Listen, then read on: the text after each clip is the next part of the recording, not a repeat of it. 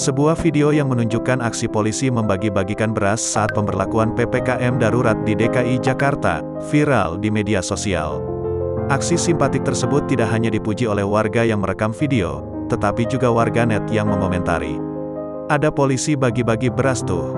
Mudah-mudahan berkah, kata perekam video tersebut sebagaimana diunggah akun Instagram @warung_jurnalis, yang dikutip tribunnews.com, Kamis, tanggal 15 Juli tahun 2021.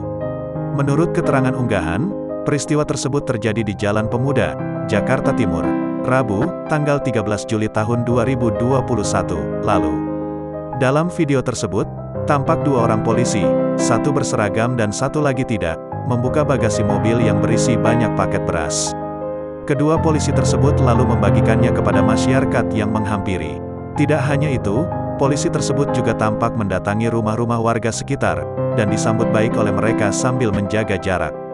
"Makasih banyak Pak," kata seorang ibu dalam video tersebut.